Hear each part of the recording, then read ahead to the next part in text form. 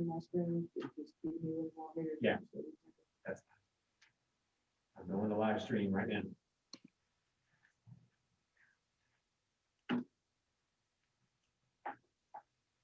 All right, Mr. President. All right, we gonna get this meeting in order. We have a quorum, so we'll start with the pledge.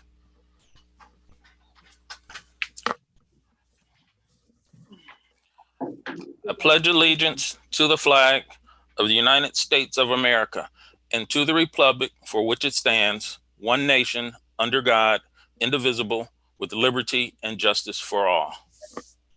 Thank you. So good to see everyone again. Let's get this show on the road. All right. I will entertain a motion on the approval of the agenda.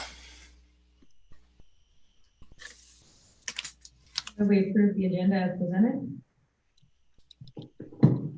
I second. It's been properly moved and second that we approve the agenda as presented. Can we get a roll call vote, please? Lady Blankenship, Aye. Chuck Cornforth, Aye. Floyd, Aye. Raymond Green, Aye. Don Kessinger, Aye. Stephen Terry. Aye. Leonard Green. Aye, motion carries unanimous. Thank you very much. Next up, superintendent's report, Dr. Rodriguez. Yes, sir. All right, everybody, we have a lot of things going on in the world, obviously, as you are well aware. So I've kind of just kept this as a standing item, obviously, with just kind of a COVID-19 update and kind of where we are. I'm very pleased to report we had this conversation at the last board meeting, but we have been able to bring back our pre-K through second graders, and then starting on Monday, we brought back our third through fifth graders. So we currently have pre-K through 5 in our buildings. We are still at a hybrid schedule. So we are still on an AB where half our students come on Mondays and Tuesdays and the other half come on Thursdays and Fridays. Wednesday is used for professional development and extra cleaning and a variety of other components. And so that's worked really well for us. I can tell you that on the grades 3 through 5, when we brought them back, we averaged about 60 additional kids per building, just so you can understand how we're still able to keep class sizes pretty small, and we still don't have that many students within our buildings. So that's a good thing, but it's at least good to still have kids in our building. I can tell you, going around and visiting schools, it is just it's real nice to see kids again. So we definitely want to have them there more often, but I think we're off to a really good start right now. So far, we're on pace to still be able to continue to bring back our middle school kids next, and we're trying to finalize those plans. And so we have both middle school principals on the call today, and they'll be presenting their school improvement plans this evening. But they've been working really hard with their teams to make sure that we're ready, so that when we formally announce when that date is going to be, that those buildings and those teachers are ready. I can tell you, even while we're looking at those class schedules as well, it's very similar. The numbers are going to be relatively low because we are able to bring back 6th, 7th, and 8th at the same time. And so we'll still be able to keep our class sizes low. Again, still doing a hybrid approach to an AB. So I'll continue to keep the board informed of kind of where we are and what we're thinking, but I'll make sure and give you that information, and I've been trying to do that as we go. We're making plans for what the high school looks like now, and what that could potentially be. At any moment, we can pause as we look at the numbers. And again, I'm on a call with Jackson County Health Department every week. So we're constantly looking at the criteria that they've laid out and measuring what's happening and what's going on. So at any time, we can pause that and slow it down by a week if we need to, based upon what we see. But things have gone relatively well. And again, it's really good to have kids in the building again. So we're going to continue to move forward there. We did have our official enrollment count on the 24th. We did a full report on that last month, just kind of giving you that kind of information. But as we talked about last month, we are down in our district overall. And so we definitely have a little bit of a dip, but I think that's more of a one-year dip. Our enrollment has been fairly consistent for years. And so I really feel like this is a one-year dip. I'm really interested, and I've talked to Ms. Deanna about this as well, about what will happen to our enrollment second semester. So I think it's also very possible that some more students are going to come back second semester. So we'll kind of judge and kind of see where we are with those pieces. But right now, I still feel good that we have the enrollment that we do, and we'll keep trying and pushing and finding out where the rest of our kiddos are and make sure that we can get them educated. It's on here because Kathy put it on here, but I am on a board for the Belton Regional Hospital, and I've been asked to be a part of the. They are part of the Mid-America Division for HCA, and so I've been asked to be on their diversity and inclusion task force panel, and so I'm one of the few that's in this area that's on that, but it's their entire Mid-America division. So with that large of a group, I'm very pleased and very proud to have been asked to be a part of that, the work that we're doing here. I think there's a lot of things that I can learn from another organization and how they're going about doing some of those things as well. And so very proud to have been asked to be on that and to represent our school district in another way. In terms of kind of an update there with board priorities, last board meeting was only a few weeks ago. It seems like at any given time that it's a long time ago, but there hasn't been too many things that have gone on the last couple of weeks, but certainly there's any number of things that are still going on. So a few things that you can see on there, and certainly are continuing to restart. And I've been doing some strategic planning with the executive council for the Granby Chamber that will be coming up, and doing some work with them. But then also we have a Facebook Live with me tomorrow at 9 o'clock, so I'll be doing that. Last time that was very well received, which is the reason why we'll keep doing them. If there's nobody on, not that many people on tomorrow, then we'll start looking at we need to do something different. But thus far, it's been a good opportunity to engage in groups that may not be able to normally hear from me or get messages or whatever, but it's also kind of a rapid fire question answer opportunity. So it's a lot of information in a short period of time, and people can then go back and watch that video as well. So that's coming up tomorrow. Other than that, that's the superintendent's report. I'm happy to answer any questions. There are some great pictures and some good things. If you haven't looked at the good news that you want to make sure and look at, including Principals Month and some things that you can see there. So, but happy to answer any questions. Other than that, sir, that's the superintendent's report. Thank you very much, Kenny. Are there any questions or concerns? And if not, we will move on. Salient dates, please. We have a question, sir. We have a question in the room. Oh, I'm sorry. Okay. Do we have a thought when junior high might come might come back? I know it's all speculation, but just a thought. Yeah, we've kind of been on an every 2 week process, so it's worked out pretty well about every 2 weeks. And so that would put us on pace for not next week, obviously, but the week after. So we feel pretty good about that pacing so far. I try to, like I said, wait definitively to send that out just so we know and I get a chance to kind of look at the latest kind of numbers and see if anything else comes out. And then, I mean, again, we're about every 2 weeks out, so we feel pretty good about that. But like I said, any given time, it may become 3. But I would let you guys know. Yeah, we've been on a pretty good pace for about every 2 weeks. Transportation continues to be involved with that. The logistical side tends to be more of the challenge. I think our teachers are ready, and I know our principals are ready and waiting for our kiddos to come back, but it's usually the logistics that we have to work out. But the every 2 week thing seems to be has worked pretty well for us so far. All right. Were there more questions? I'm sorry, I'm having a little trouble hearing all of the room, so I apologize for that. Are there any other questions from the room? Okay, we'll move on to salient dates. Dr. Rodriguez. Yes, sir. So you have a few there. We do have a workshop right now scheduled for November 17th, so I'll call your attention to that. That will be our second workshop. So if you want to make sure to mark that down, and then we have our regular open and closed meeting, sir. All right. Make sure I have those down. Next up, Finance Committee report.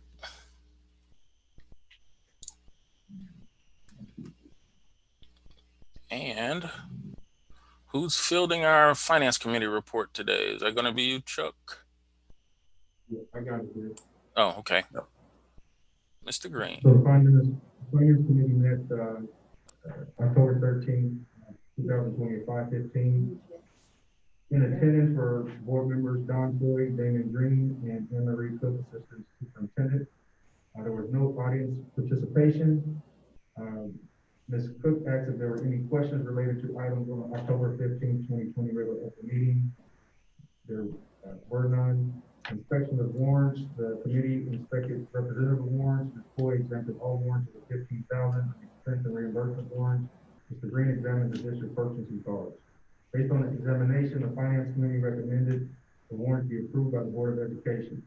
It was determined that Mr. Green will present the finance committee report at the board meeting on Thursday. Meeting adjourned at 5:47 p.m. All right. Thank you. Any questions regarding the finance committee report? And hearing none. All right. We'll move on. Recapitulation of funds. Yeah, Ms. Cook? Yes, we have the financial statements presented in the packet. On the revenue side, our operating revenues are down approximately $2 million compared to this time last year. As indicated, it is due primarily to the reduction in state aid, taxes, and student activities, along with just the timing of some receipts. State aid, I believe I shared with you last month that we did experience a cut from the state in July. August and September seems to stabilize. We have not received our October statement yet, but we would expect the same. And do just want to share that, Dr. Rodriguez reported that our enrollment is down this year. That will not necessarily have a direct impact on us on our state aid. The way they calculate the formula, you take you get the benefit of using the largest of the current year or the 2 prior years for your ADA. So if this really is a 1-year dip, it really doesn't necessarily have to have an impact on us financially from our state aid. Obviously, if this continues, if this is not an anomaly, then that would be a different scenario. But right now, we can weather that storm if it is just a 1-year dip. On the taxes, I shared with you that we normally would be receiving some delinquent taxes at this time due to the Board of Equalization giving some credits, for lack of a better word. We have not received taxes from them for delinquent taxes for several weeks. So we're still waiting for our new tax distribution. And then on the student activities, I'll remind you that normally at this time we would have collected student fees associated with the computer checkout, and we're down this year because we eliminated those fees for this year. So there's reasons for it, but we are still down. On the expenditure side, we are down about $500,000 from this time last year. As we shared, we did have a smaller summer school program, so we had less expenses in that regard. We continue to monitor it. We already have our line of credit in place with Bank Midwest, and we may need to utilize that before our taxes come in, but we're all set. We're just a phone call away from making that happen, so we'll be okay. So I'm happy to respond to any questions.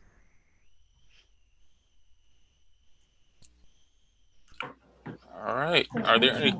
Oh, there we go. All right, I think there's a delay when you guys hear what we say.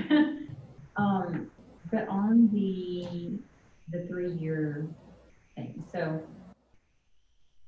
if it's a 1-year anomaly for us, you think it'll just average out, and so it just will not be a blip at all, even in a couple of years?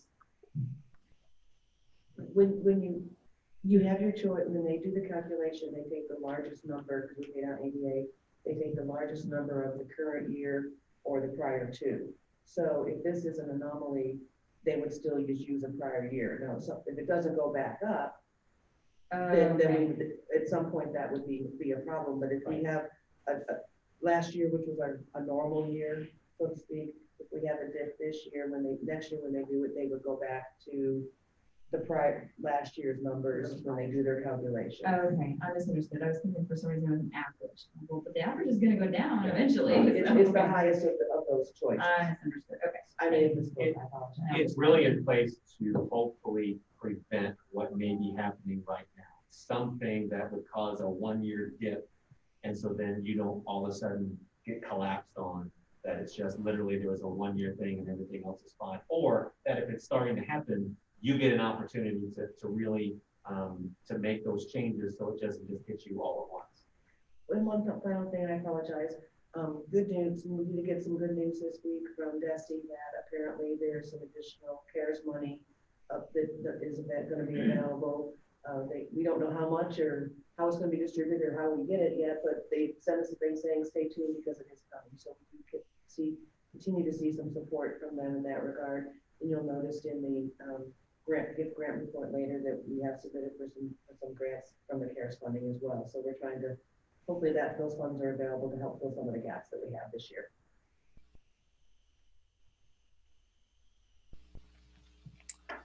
Okay, are there any other questions, comments? All right, thank you very much for the information. Next up, audience participation on action and discussion agenda items. I don't believe we had any. Has anything changed, Ms. Myers? No one has registered to speak to agenda items, Mr. President. All right, thank you very much. Next up, consent agenda. I will entertain a motion. I move we approve the consent agenda as presented. Second. It's been properly moved and seconded that we approve the consent agenda as presented. Can we get a roll call vote, please? Amy Blankenship, Aye. Chuck Hornford, Aye. Tony Floyd, Aye. Damon Green, Aye. Ron Kessinger, Aye. Michael Terry, Aye. Leonard Green. Aye, motion carries unanimous. Thank you very much. Next up, our action discussion agenda, student success. Curriculum. Yeah, we have Go for it. two things. We're going to continue on with our school improvement plan. So I'm going to ask Dr. King to get us rolling and introduce our guests this evening. We're going to do the update first. Oh, I'm sorry, yeah, you're updating. Okay, I'll do the update. I'll put it in the way you No, want. my bad. Okay, just a quick update. I know I gave you a lot of information last time on where the curriculum and instructional team was working. Just to give you a little quicker update this time, we have brought back, as of this week, there are roughly 900 students back in class. It's roughly split over the AB days pretty evenly. So we brought back 461 students this week, 3 through 5, that joined our 475 pre-K through second graders. So we're pleased to have them all back in session. We're still working some kinks out. What does synchronistic teaching and asynchronistic teaching look like? Synchronistic meaning all at the same time. Asynchronistic meaning they are doing it on their own with input from the teacher. So we're still working out some kinks with that, figuring out what's working better with distance, and then with those blended students, understanding that when they're back 2 days, we really have to pack in the instruction for those 2 days so that the days that they're asynchronistic, they can just do projects and do things that support what they learn on those 2 really intense days. So we're still working some kinks out with that. We have our preliminary iReady and VAS data in. VAS is the beginning reading readiness test that they take in K5. So all those results are in. I think we're still missing anywhere from 15 to 20% of our students that haven't finished that testing district-wide. Not unexpected. They are low. Those numbers are very low, quite alarming in some places, and I will have a full report next month with you on that. The distance teachers are actually really doing a great job. They dual monitors. They're figuring out different things. I'm quite pleased with what they've done. They've engaging with technology in a way they never have, and it is strengthening them as educators overall. Home visits for teachers and their counselors and social workers are making, just if students haven't been logging in at all, they're regularly making these home visits, and it's really helping, and we see an uptick right after they have been to the homes. So if you're talking, I know you asked a question about middle school coming back. If middle school, if we follow our pattern, we would be adding 323 students at GMS and 183 at Martin City. So that's on the horizon. And then we've also gone through and figured out if we were to bring back our K2 kiddos all 4 days, if that would be possible in some time, what would that look like? How many more students would that add? What would that do to transportation and those kind of things? So we're continually trying to stay 2 to 3 steps ahead with the CNI team. Do you want me to go directly into? Just any questions? Oh, anybody have any questions before we let Dr. Smith and Dr. Harris begin? I do. Yes, ma'am. Sorry, you want to go first? Well, I just want to ask with the number of students that you're seeing for the elementary school, can you foresee going back to 4 days with the number that you're currently seeing?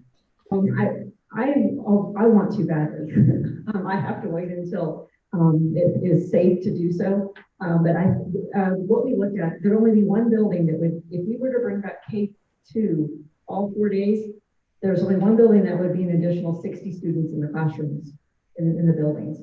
Most of them be between 40 and 50 students was all we'd add onto, those opposite days. So I think it's highly conceivable that we could eventually, if numbers continue to decline, and we're continuing to look at how does it look like to bring them back. Those are our kiddos that we need them in there for learning early literacy, early numeracy, and it would be great to have them there 4 days. So I think it's highly possible. I mean, I always defer to the boss man, and he says, but I try to always be able to feed him information before he needs it. What I'd say is one of the challenges, like I was referencing earlier, are the logistical side of this. So, for example, one of the things that the initial guidances that we received was the number of people that you can put on a bus. And so, we have 60 passenger buses, and these passenger buses that we can pack kids in. And they said, okay, so this is the percentage that you can actually put on a bus now safely. They haven't updated that in a long time. There's a lot of other guidance that has been updated since then. That is one of the items that has not been updated as of yet. So that's kind of one of the things, the challenges that we're having at the moment. If we start to look at specifically K2 to come back 4 days a week, is okay, how many can we get on a bus? What are the challenges with that? And so again, the logistical side of, we absolutely want to do that. And so we're trying to slowly do this, but then I've already had my team start looking at those pieces, and Adam's been integral in this whole process of how do we safely do that, and looking at the numbers on the buses. So the logistical side of that is maybe even more complicated than them actually being in the classrooms. But I think we can do that in our buildings fairly safely, but I'm a little concerned about getting them there and making sure that we can do that just the same. Is it a number of buses that's the concern in running at the same time to pick up the students? It's not having enough buses to do the routes with the right number of kids. So like right now, normally we have plenty, but when all of a sudden they say, well, you can only put 21 kids on this bus. And so then we have to now spread all that out to every single one of our buses. Then we do run out of buses and drivers and those pieces. But then we didn't buy our buses and schedule our fleets and everything like that based upon that low number of kids. So if they update the guidance and they tell us that percentage can go up a little bit, can we if everyone's masked and we have different things, can we go 3 feet, 4 feet from each other in those pieces? I think that would change the number of people that we could put on the bus. So we're asking those questions, and hopefully we can get an additional update. But that definitely is one of our things. What we're wanting to do as quickly as possible to bring them back more days a week. Okay. So, and Adam's also been looking at what it would be to run a double route twice, and looking at what would that entail for us all. It's we're looking at every possible way that we can to get them back, and their teachers want them back today. Yeah. I think you're right. I have no doubt. I think you're right. Yes, ma'am. So my question, so when you started bringing people back in person, did you have a large number of people say, never mind, I've changed my mind, I want to stay virtual? Did that number change when you started bringing people back? I had 10 students, that's families, and they were mostly two. There were 3 in one family, and then 2 in just singles. That just said, well, he's not comfortable, can we go the other way? I had more call the other way and say, please let them come back. And I want to change now. Yep. So So the number that I think you told us last meeting, I think you said maybe between 4 and 12 students per class. Is that still kind of holding Yes. true? Well, sure. I was just looking at the pictures online and I saw one class that had looked like 12 and one that I think we had a couple. Yep. So, And depending on enrollment in the building, and also, like I was in a classroom today that had 4, and I pulled her, because I have a spreadsheet, and I pulled it up, and I said, wait a minute, you're supposed to have 2 more. She goes, oh, they're down the hall at the SPED. And I'm like, okay, just making sure, making sure that we're not, and then how can we make it equal? that's what I was Some just going to equity ask. there, Are right. you considering moving people around? As of right now, no, because I know in 2 months, it's a whole new ballgame when we send out that survey and people choose if they want to stay distance or if they want to come back. It's going to be a whole toss it in the air and try again. Gotcha. Kind of scenario. Are those numbers similar for the virtual learning? Like, up to 12 in a classroom, or are they totally different? They're closer to NSF standards. Oh, okay. So there's 20, we monitor that daily, but I think the highest one I've got is 25, 27 in one class. Oh, wow. What's the lowest, you know? I'd have to probably pull it back up, but probably 15, 16 in a class would be the lowest. Would there be like any way to switch those around, or it's one class per grade, isn't it?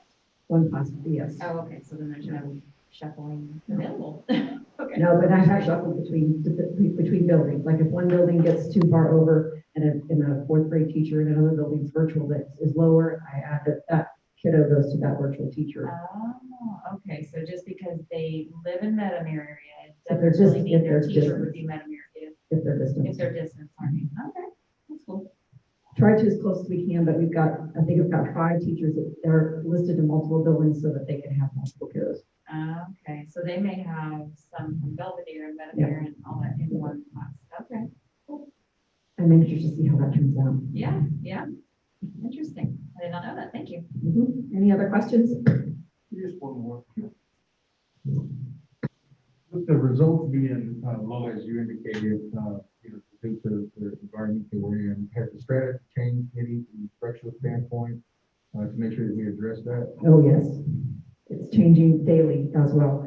So we're looking at how do you accelerate that learning, kind of what I referenced last time. How do you accelerate learning? And what's not going to accelerate learning is going back and reteaching. You have to start where they're at and move forward, connecting the standards in the continuum. When you vertically align curriculum, the standard begins in kindergarten and it builds each year. And every teacher, you're responsible for your standard and anything that came before you. But understanding that you can't just jump all the way back. So if you have a 4th grade teacher, this is the conversation I had with a teacher today. She teaches 4th grade. She says, I have no student in my class above a 2nd grade reading level right now. None. And I said, it doesn't mean you go back and teach 2nd grade. You're still teaching 4th grade learning material, but you're scaffolding back with this missing skills. It's like a string. You just pull up through that string to get all the back up. What missing skills exactly do they have? They can't just blanket say they're reading at that level. Are they not word recognizing? They don't know their sight words. Are they not comprehending at that level? Where is it that we're actually missing the gaps?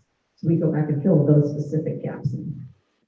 And those are kind of ongoing conversations that the CNI team, that the instructional coaches and the building principals are having with their teachers. Okay. All right, and I guess we can probably expect, the results from those tests, parents soon or. Yes, they're waiting till they get them all to send it out. But yeah, we'll have all that sent out to parents. Parent-teacher conferences are coming up as well. So we get a lot more information then. Yeah, thank you. Okay, so we're going to move on. And there was quite a discussion of who gets to go first today between Dr. Harris and Dr. Smith. And I got to choose. The winner is? The winner is Dr. Harris gets to go first. So Dr. Harris is building principal for Martin City K-8. I'm going to turn it over to her. She's going to share her screen and she's going to do a presentation, and she does have data, actually, so does Dr. Smith, on where her students are now. Okay. Okay, good evening, Mr. Green and the board and cabinet. And it is such a pleasure to be here tonight. I'm sorry we're not all in the boardroom together, which is something that I look forward to every year. And of course, this year in my new role, and I'm happy to be here and share some information. the great things that you can see in the future here at Martin City. So I am Dr. Jennifer Harris, and I am beginning my 5th year here in Grandview.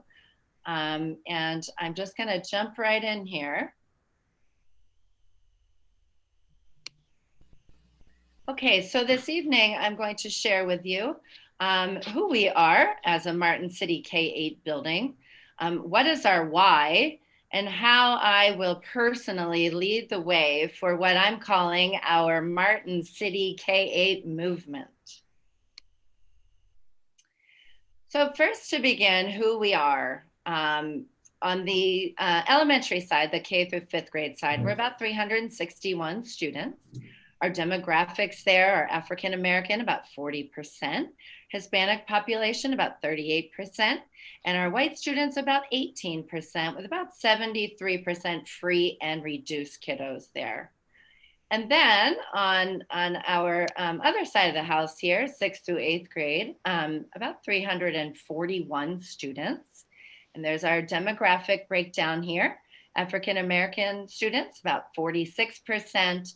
Our Hispanic students, about 30%, our white students at about 17%, and we're sitting at about 77% free and reduced there. So just to kind of give you a quick rundown. Next, I'm going to move into our why, and I'm going to share some data, but Martin City has experienced a kind of a steady decline over the last 5 years. And I've been really looking into some data, especially since 2017. And then, of course, the pandemic hits. And so now we're even looking at more learning gaps for our students. And our students deserve better. And so we're going to do better. So now I'm going to show you a little bit of data. So for iReady, in comparing in our K through 5th grade, our reading scores last year, winter time, compared to what we've done this year, as you can see here, we have declined our at-risk population, as well as our students that were in Tier 1. And I can also say in this age range that our kindergarten through 5th grade students, since 2017, there has been kind of a steady decline in our students that were on grade level and more of an increase in our students that are at risk. And here's the math. As you can see here, our math, especially our at-risk kiddos, have really declined here. So, and as well as our students that are on Tier 1, so on that grade level, which we so desperately want them to be on. And now I'm going to share a little bit about our 6th through 8th grade. So something that I have found in our 6th through 8th grade scores since 2017 is we've really remained around the 50 to 57 percentile for our at-risk Tier 3 students, which is extremely high. And so we know we have a lot of work there to fill in some very necessary missing skills. As well as our Tier 1 students, there's just hasn't been a whole lot of growth in reading and particularly in math. We kind of remain very high at risk and not a whole lot of growth from our 6th through 8th grade students.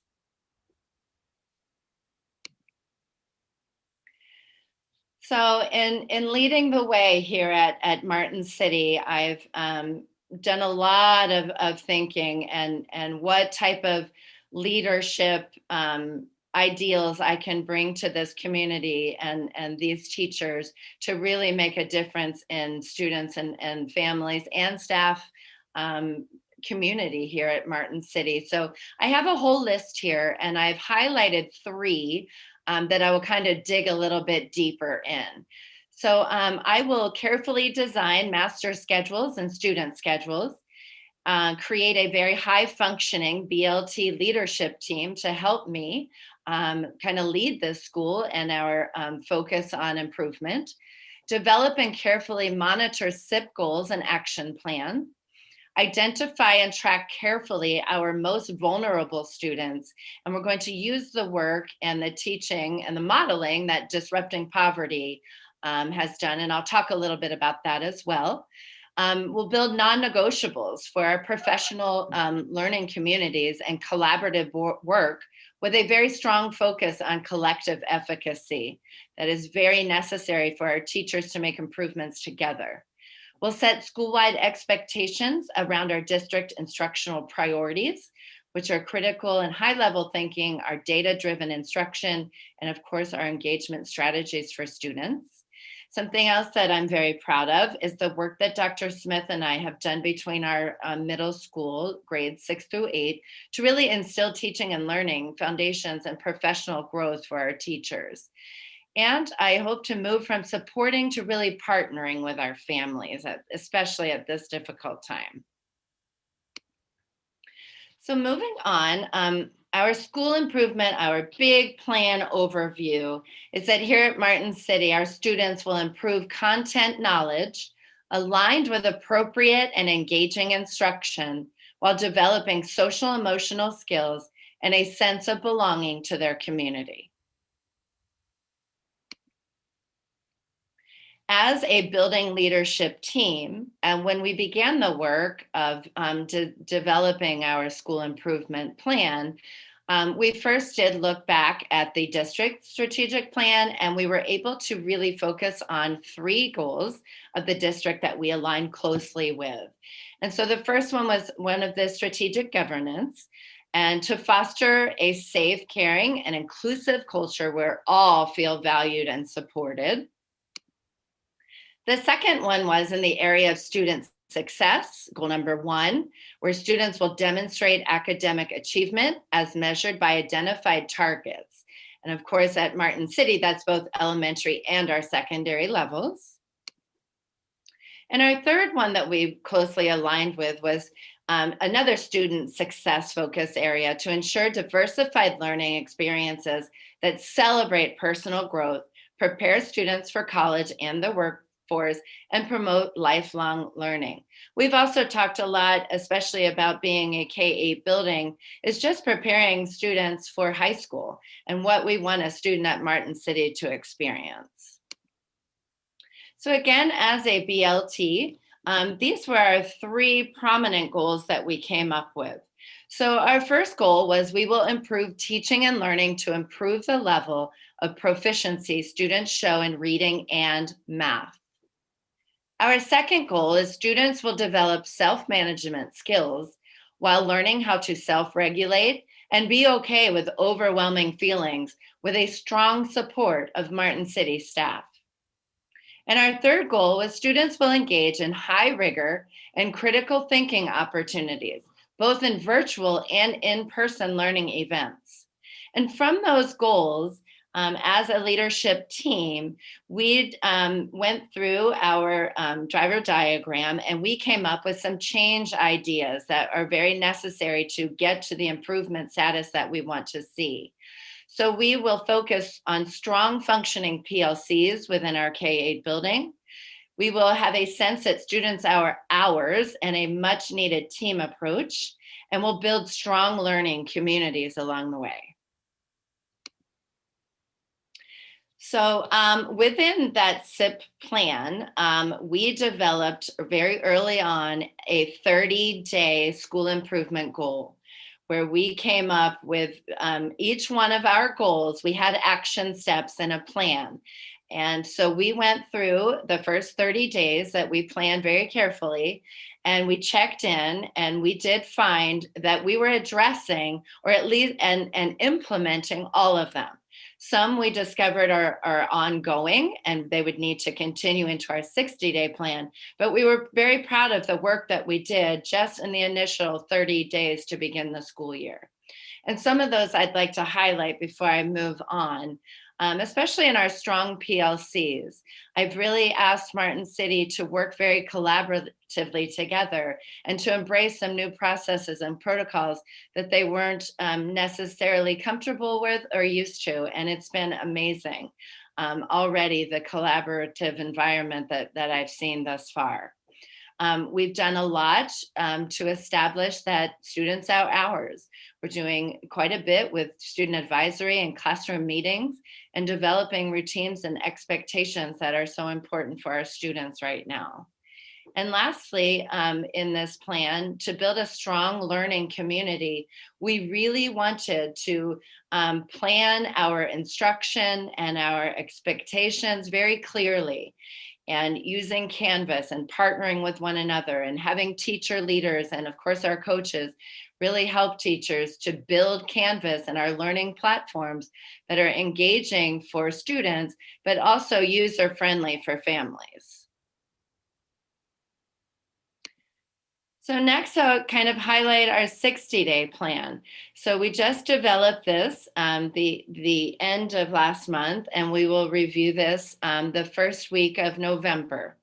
So we're really hoping that we will continue to see the success that we saw in the first 30 days. So already we have quite the focus on our iReady data. Every team, K-8, has sat down as a collaborative team and analyzed the data. We've looked at every domain, we've focused on the most important instructional areas, and now we have our instructional grouping set so we can monitor the progress in those skills. We are also really focusing with the help of Dr. King and her team on more accelerated learning objectives and strategies that we can use so that we are continuing to push and move forward, especially focusing on very intense instruction the 2 days a week that we have students in as our blended learning model. We will also focus very much on engaging families. We sent out a survey to even gather some information from parents of what exactly they're missing right now and how we as a school community can even better serve them and help them to help their children. We have never asked parents before to partner with us in the way that we're expecting them to do now. And we've recognized as a school community and staff that we need to do more to help our parents. We also have developed some red flag lists of students where we're checking in. We have assigned individual teachers, and we want 2 adults to monitor each student to make sure that nobody falls through the cracks and that we continue to offer the support that we need to give them. We're especially focusing on our ELL population as well. We found in the beginning it was very difficult for them to get the information that they needed. And so we've done a lot to help better connect our ELL population and to assist our families to make sure that they're getting the same information that our other families are receiving. Next, I'm going to talk a little bit about our disrupting poverty and the focus that we're doing here at Martin City.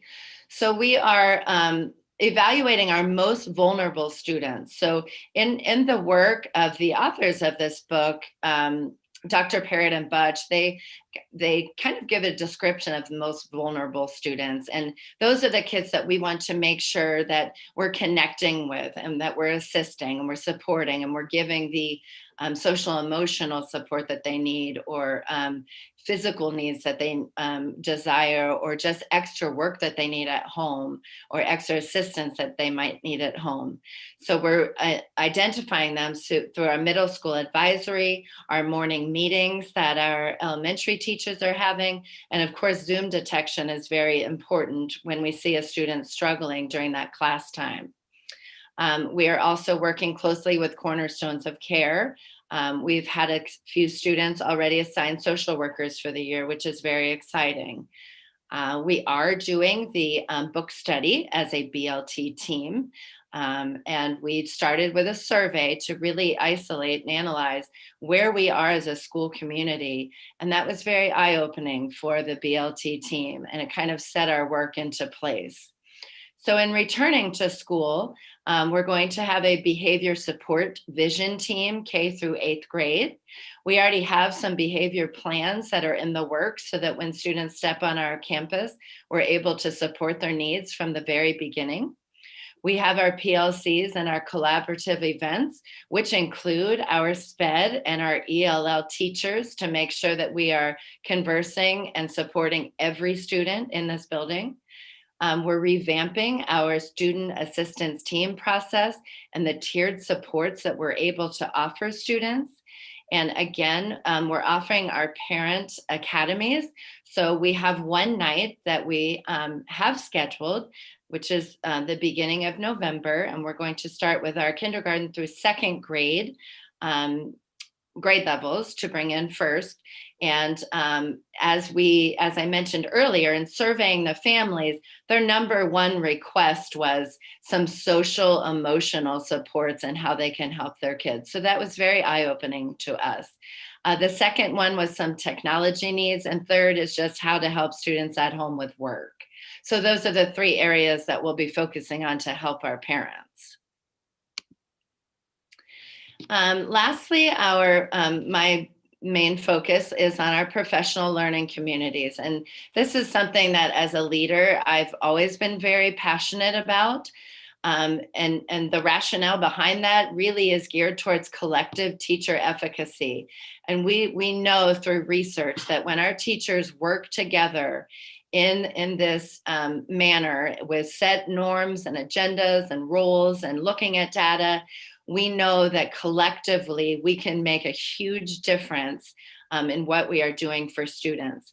So just to throw out something to you, John Hattie, who has done a lot of meta-analysis research studies, says that it has a 1.57 effect size on students' growth, which means it's well beyond a year's worth of student growth when teachers just can collectively work together and help each other and help to reach the skills and fill in the gaps that our students so desperately need right now. Our protocols there, we set norms, we use agendas, we assign roles to teachers, we have a set schedule every week, we remain data focused, and we set and monitor goals very carefully. And the focus of these teams is always to focus on one of these four, if not all of these four questions. So what do we want our students to learn or be able to do? How will we know that they have learned those things? What will we do when they don't learn? And how will we respond when they already know it? Meaning, what extensions do we have for students that are already at grade level? And so our professional learning communities at Martin City, and I just kind of broke down some expectations that I have for my teams here. So in 6th through 8th grade, they meet daily. They focus on content, curriculum, instructional planning, professional learning, and data. They analyze iReady. We focus during our Bobcat Academy time to fill in missing skills, and every teacher is assigned a group, and every content teacher is committed to improving reading skills across the board. And we also have our weekly collaboration with Grandview Middle School teachers at those important department content levels. We also have incorporated data notebooks. Every student in this building has a data notebook that students can connect their learning and set goals for themselves. And with the teachers' careful monitoring, helps those students to monitor their own growth and performance. And then at K through 5th grade, again, team collaboration, they meet twice a week.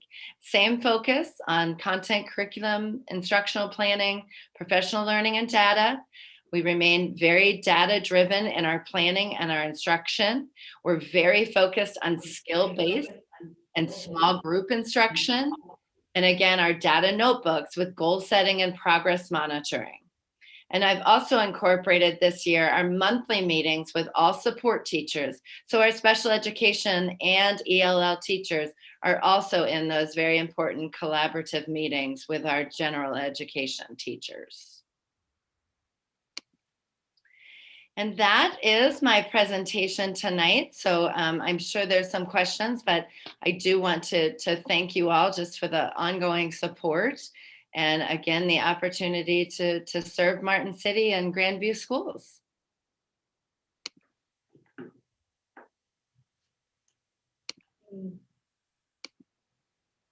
Any questions for Dr. Harris?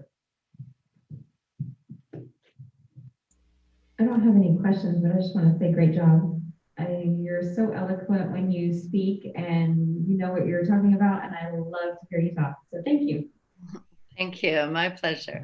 I will remind everybody that on ready, if a student is in red, it means they are 2 or more grade levels below where they need to be. If they're in yellow, they are 1 grade level below, and if they're green, it means they are on or above. So that would be, as you're looking at that, so the red is 2 or more grade levels below. I actually have a question. In terms of, I like what I'm hearing.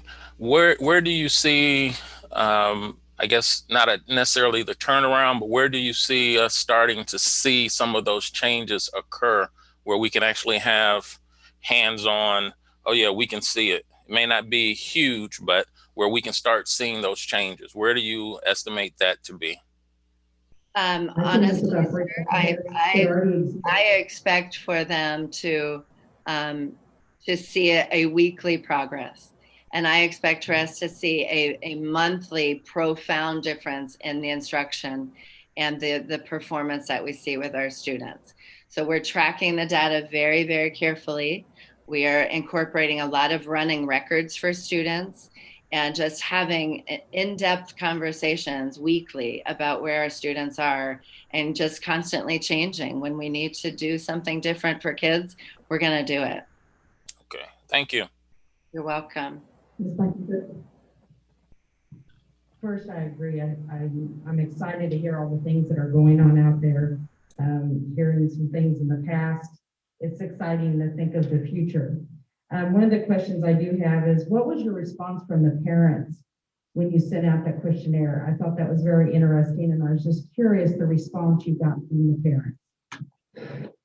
Yeah, so it really wasn't at all what I was expecting, especially with our learning environment. I was really expecting more, inquiries about reading or math, those types of things.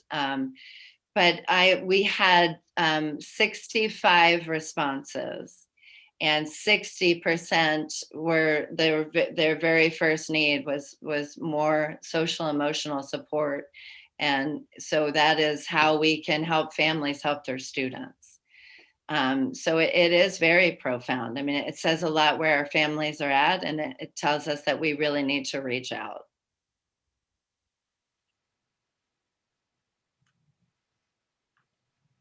Any other questions for Dr. Harris? Thank you, Dr. Harris. You set the stage well for Dr. Smith. Dr. Smith, are you ready? Yes, I'm ready. I just want to say that Martin City went first last year too. We'll just put that out there. So, first of all, thank you to the board, Dr. Rodriguez, board president Green, for allowing me to come back another year and present to the board what's going on here at Grandview Middle School. I also have to say, board president Green, that is an amazing background that you have there. I truly, truly appreciate you representing the awesome Brothers of Phi Beta Sigma Fraternity Incorporated. So I want to really address my t-shirt because that was asked to me, like, what are you wearing to the board meeting? I did this intentionally because today was our final prep day as we are bringing back our excellent and 8 exceptional learners on Monday, who are students, our 6th grade students who have IEPs will be back in the building with us. So today was our final prep day for that. So me and the SPED department went through and made sure we knew what the routines was going to be, make sure we had transportation set up, make sure we had meal plans and all that. So that was the purpose for the shirt today, to show solidarity amongst my SPED department, which the shirt says teach compassion, and it has the autism symbol on it as well. So the entire SPED department has one, and they gifted me one. So that's the purpose of the shirt. But normally I would be suited and booted, and Dr. King knows this, that I would normally be that. Before I get into this, once again, I just want to say thank you for allowing me to be here again here to present this year. Last year, I was a very brand new first-year principal, new to Grandview C4, and this year I'm a little bit more wiser in the things that I've done and have planned for as we go into the school year. I also want to send a huge shout out to Dr. Harris. We have done, I think, a phenomenal job collaborating across both buildings and making sure we're on the same page. Our number one goal is to make sure kids in Grandview are not having a GMS experience or a Martin City experience, but having a Grandview C4 middle school experience. So we really want to make sure that that is happening there. So with that, I'm going to share my screen and jump into the presentation. Hopefully I can speak as eloquently as Dr. Harris. Here we go. So just kind of starting out this year, over the summer, in some conversations that I had with my BLT, my building leadership team, which you'll see them here in a moment, we kind of came up with this hashtag for the year, everyone's growing at GMS. We made some great strides, I think, last year, putting the foundation in place on where we're trying to go at GMS, but we didn't want people to become complacent in that growth this year. So when we say everyone, we mean everyone. We mean from the principal to the teacher, to students, to parents, to community partners, to secretaries, to custodians. We want everyone to be growing and getting better in some facet. So that has been our hashtag that we have ran with. Teachers were giving a ruler at the beginning of the school year with that hashtag on there to measure their growth, as a symbol to measure their growth as they went throughout the school year as well.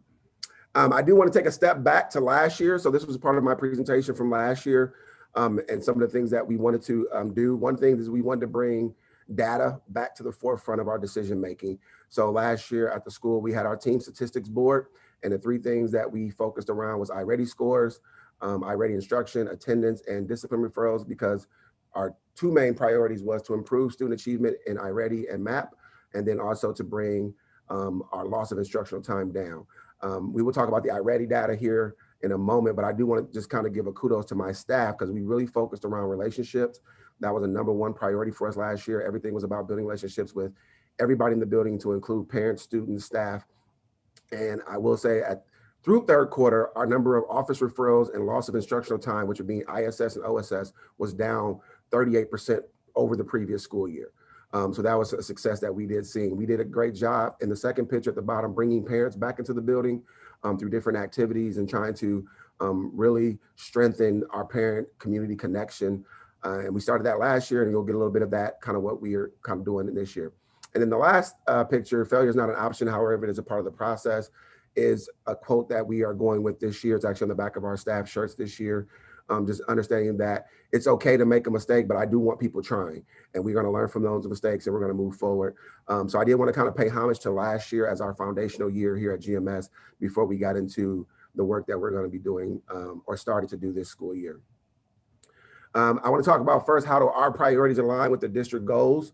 The three goals for the district is data-driven instruction, relationships, and community. So here at GMS, we have 3 priorities. The first one is relationships. We're all about building those meaningful relationships, and that goes from me building relationships with my teachers and my students, to teachers building relationships with students, to even now we have reached out and are building strong relationships with our family and our community partners. Our next priority is intentional planning and delivery of instruction, which goes around the data-driven instructional piece. And then our third priority is advancing literacy and numeracy for all of our students here at GMS. So that's how our priorities here at the building directly align to the district goals going forward. The team that makes all this happen, or helps make all this happen, is my BOT team. Oh, sorry, it's the wrong slide. So here's our overview, our school improvement overview. Our students will enhance their social, emotional, and behavioral competencies through strong, meaningful relationships while flourishing in an environment of high expectations and effective instructional practices, and have access to rigorous, content-rich curriculum that supports their acquisition of advancing literacy and numeracy. So that is our overarching school improvement goal as we look at our driver diagrams and our 30, 60, 90-day plan. So I got a little bit ahead of myself. So I wanted to talk about the team that really, really helps me plan and drive a lot of this work. I'm a firm believer in collaborative leadership and shared leadership and building teacher efficacy. So this here is my BOT team, and this is actually not the entire team. There were 2 people that were missing this day. Ms. Williams, who is my instructional coach, and Ms. Fajan, our associate teacher. They both were at BIS training that day. But we do have Ms. Watson. Ms. Watson teaches computer applications here at GMS. Ms. Phillips back here teaches 6th grade math. Ms. E. Watson teaches 7th grade math. Ms. Johnson is our 8th grade ELA teacher, and Ms. Barton is our SPED teacher here at GMS. This team has undergone a lot of transition in the last year. This was not the BOT team at the start of last school year.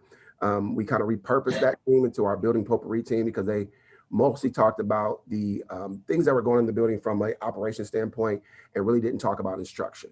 So we, through the work with Dr. Pudge and Dr. Parrott and Dr. King, we revamped the building leadership team here at GMS with my instructional leadership team from last year, which was Mr. Moore, Mrs. Gore, and Mrs. Dane. We looked at 3 criteria. We looked at, first of all, did the person we have on the team have a growth mindset? Were they going to be able to come in and really learn and take hold of professional development that we were going to provide? Next, what was their pedagogy skill currently? And then thirdly, what was the connection or what was the buy-in that they had from the people that they worked with in their immediate grade levels? So those are the 3 things we looked at. We looked at about 16 different teachers. And out of that 16 teachers, we selected a group of 7 teachers that we pulled for our BOT team. One of those teachers, Ms. Dakis, is no longer with us. She is now the instructional coach at Martin City. So we had to replace her with Ms. E. Watson, and we went through another application process to do that. Also, Mrs. Dane, as you know, was on the BOT team from last year. She is now the principal at Belvedere. And then Mr. Moore, who was the assistant principal here last year, was a part of our BOT, and he is now at the high school. So we have kind of readjusted our BOT team and brought in, like I said, Ms. E. Watson and Ms. Williams, our new team members. And they have worked all summer long on their off time to really gel as a team and get some work done. So I did want to pay homage to them because they truly are the people that this work wouldn't be possible without them. So I want to jump into some iReady data. So if we look at this data here, this is our fall iReady data at the beginning of each of the last 3 school years to include this year. And you can see that as far as, like Dr. King said, tier 1 is our students that are on grade level.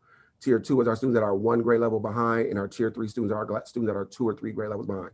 Now, when we look at this, we do have 48% of our kids, and right now we're about 70% of our kids tested. 48% of our kids are tier 3, which means they're 2 or 3 grade levels behind. But the thing I will like to highlight with this is that that's pretty much on par with what we had at the start of last school year. And a lot of our kids have not had true new instruction since March 12th of this last school year. So even coming in after all the things that happened in the spring, things that happened over the summer, some of the trauma that kids have suffered from being quarantined and things like that, they were still able to perform at or better than the level that they started at last school year. With that being said, I want to look at just the last 2 school years when we look at fall to winter comparison, because that is the last comparison we have because we didn't get a chance to take the spring already. But if you look, last year we had 28% of our kids start the school year at tier 1. In 3 months of instruction, so from September to December, we jumped from 28% of our kids to 40% of our kids being tier 1 in just 3 months of instruction. We took our tier 3 kids that were 2 or more grade levels behind, down from 47% to 39%. Once again, in just 3 months of instruction. My teachers were very upset that we didn't get to do spring iReady or the map because we were expecting to see something close to those exact same gains over the second semester. So if you kind of expand that out, we were looking at having over 50% of our kids being tier 1 at the end of last school year, which would have took us from 28% to over 50%. Once again, those numbers right there happened in just 3 months of instruction. Looking at the math scores, once again, these are the 3-year averages. Last year, we started out with 20% of our kids being tier 1 and 47% being tier 3. This year, we're at about 16% of our kids being tier 1, but our tier 3 percentage of kids are down 2% over the previous school year. But once again, when we look at and compare our fall to winter, you can see we took 20% of our kids from tier 1 from the fall to 29% by the middle of the school year last year. Tier 3 kids that were 2 or 3 grade levels behind, we took them from 47% down to 30%, 36%, an 11% drop, once again, in just three months of instruction. And a lot of that just came from focusing on PLC work, like Dr. Harris said. A lot of it came focusing on tier 1 instruction, making sure teachers understood how to plan, not just teach to the middle, but how do we build in scaffolds for our kids who need that, that are behind, and how do we build an extension for our kids who are already on grade level that need to be pushed forward. So once again, if we were to push those numbers out over through the spring semester, we were estimating around 35 to 40% of our kids being on grade level in the spring iReady, which would have doubled the number that we start the school year with. There is also another number that iReady does present to us, and it's basically the beginning of the year number. And what that number does is it takes into account what we call the summer slide, because some kids do lose some instruction or some knowledge over the summer. So I do want to show those numbers and where we're at currently this school year. So when we look at our beginning of the year view of iReady, we have in reading 52% of our kids on grade level and 55% in math. Now, once again, that takes into account the summer slide. So that kind of just shifts who's on grade level. So with this data, I would tell my teachers, look, if we can continue to accelerate the learning like Dr. King talked about, we should be able to see that amount of growth we saw last school year, if not more, because a lot of our kids do have a lot of the foundational skills they need to be at or above grade level. So I just kind of wanted to show that there because I know the summer slide, and in this case, some of the COVID slide is real, and our kids have lost a lot of knowledge and information and time in learning. So this view kind of shows, based off of all those factors, where exactly do kids still fall on that student achievement data. So with that, we did look at our school improvement plan and we built our driver diagram out from September through November in 30-day increments. So we're going to look at two different focuses. We're going to look at our school focus around our ELA plan, our reading plan, and then we're going to look at our community engagement plan today. So our goal, number one at Grandview Middle School will increase student achievement in English language arts for all students, and emphasis will be placed on increasing reading comprehension, analysis of text, and citing textual evidence through closed reading and vocabulary development strategies through a tiered instructional approach based on data within the POC process. We came to this conclusion because as we looked at iReady data for the last 3 years, we looked at MAP data for the previous 2 years before last year, we saw that we were lacking in vocabulary development for our kids, and we were also lacking in literature and informational text. And part of that issue was kids not being able to cite textual evidence when they were actually doing the reading. So from that, we were able to look at some root causes and working with the BOT team, but not only the BOT team, the entire ELA department, we identified the root cause where there was a lack of a dedicated focus from 6th through 8th grade by the ELA department to implement the curriculum in a systematic way. And what I mean by that is that we have a K-12 curriculum that is vertically aligned, but somehow between reading the curriculum and delivering the curriculum, there was a breakdown in what was taking place. So there was various approaches to vocabulary development and teaching reading comprehension, how to analyze text, citing textual evidence. There was no systematic approach to teaching vocabulary development or encouraging students to read on a consistent and continuous basis. So what we did this summer, and once again, I want to give a huge shout out to my ELA department, is once a week, starting from the first week of July, all the way through August 15th, we met on Mondays via Zoom, and we looked at data, and we looked at instructional strategies, and we came up with what we call the Road to Success plan for reading comprehension at GMS. And that's where a lot of this work came out of for as far as our 30, 60, 90-day plan. Our change theory, the GMS ELA department will create a GMS Road to Reading Academic Success plan for the entire staff to implement, and then creation of a digital vocabulary notebook and the Bulldog Reads program was the 3 things that we were going to focus on.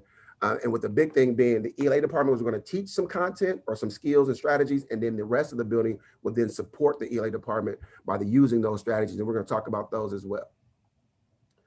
So when we look at the 30-day plan, you already kind of know what the goal is. Basically, the 30-day plan, this happened in late August through September. The GMS ELA department will create a Google slideshow that will present to the entire staff that gives an overview of the importance of the GMS Road to Reading and Academic Success plan. The evidence that we were looking for was teachers introducing QAR strategies to their students, teachers introducing digital vocabulary notebooks to their students, and then start the rollout of the Bulldog Read protocol. And we're going to talk about each one of these strategies and plan. I'm going to show you some examples of those after we get through the 30, 60, 90-day plan. But the Thursday before Labor Day, we took some PD time, and the ELA department, not Dr. Smith, my actual ELA department, did PD with the entire staff on this Road to Reading Success plan.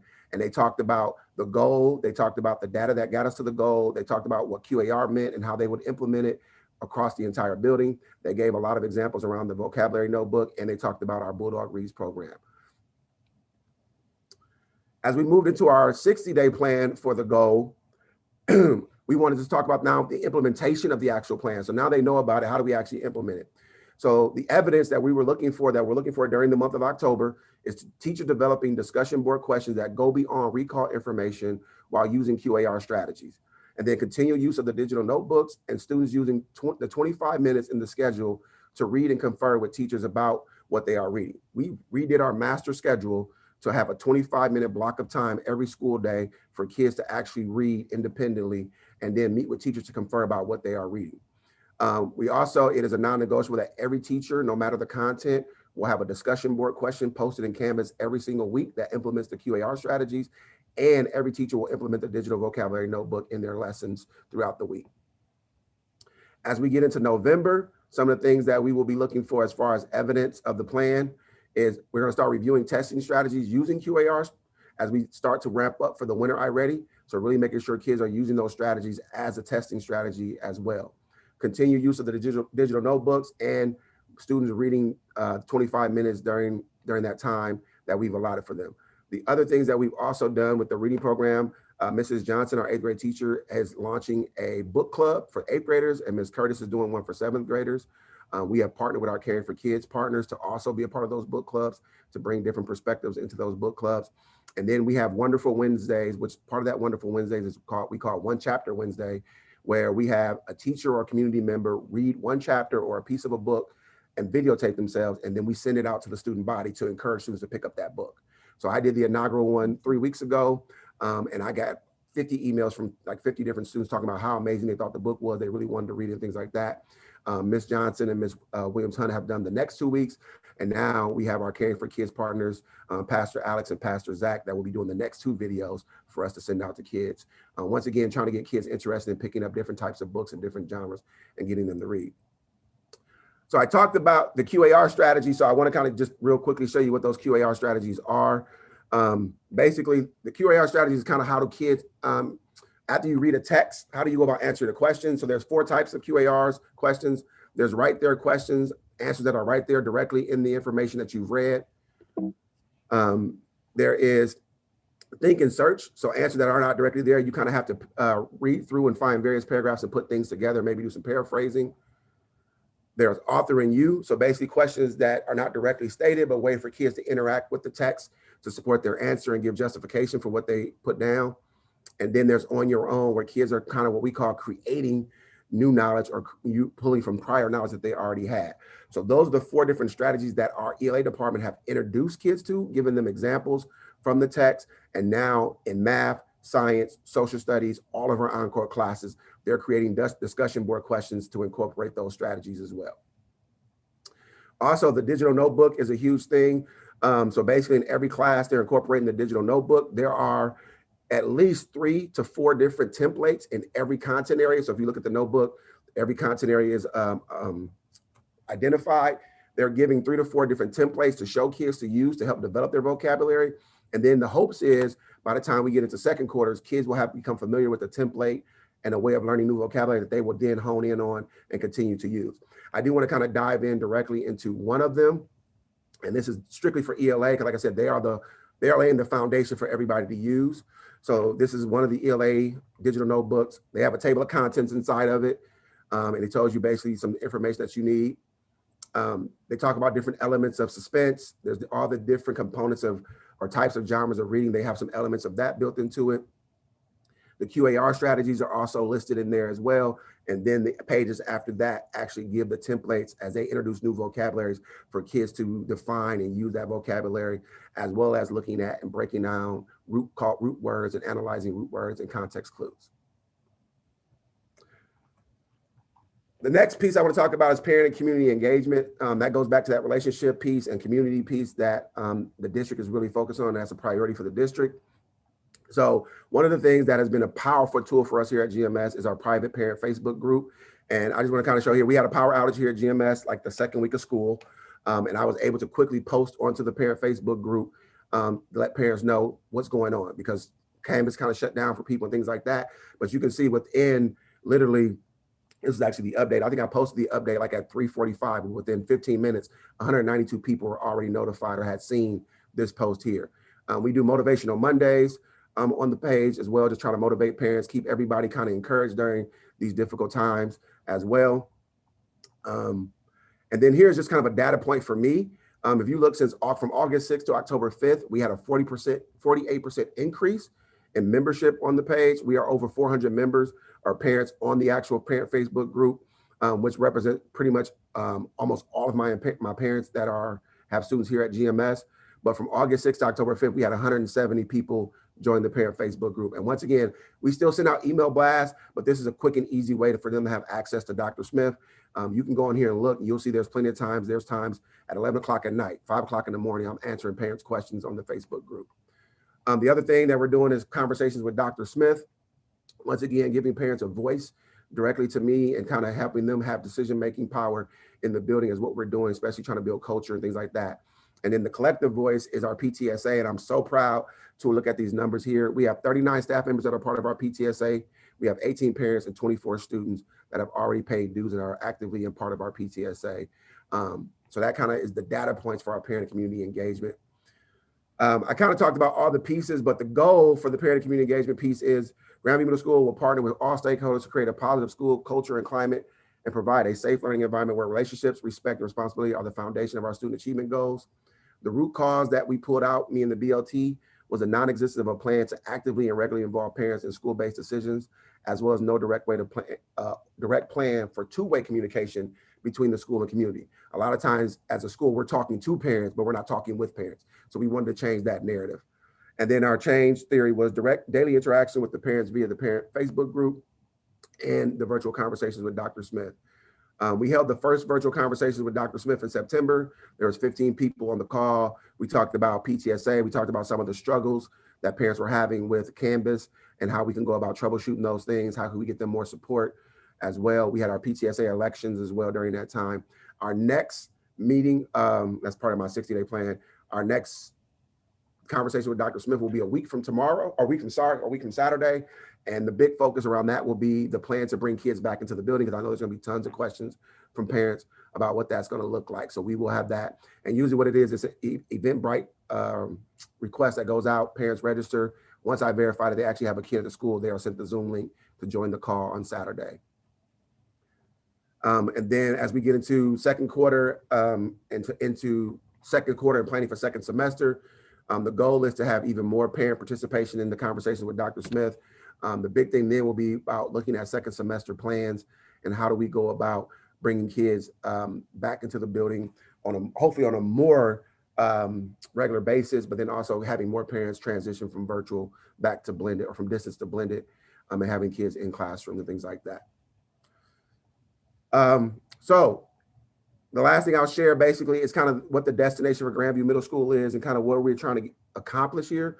The vision for Grandview Middle School is that it will be a place where every adult in the building makes decisions based on what is best for students. GMS will be a place where the instructional staff is fully invested in creating engaging instructional activities, which will meet students' current abilities and push them to the appropriate level of rigor. We will create a building culture that is welcoming to parent input and interactions, which will enhance the educational experience for our students.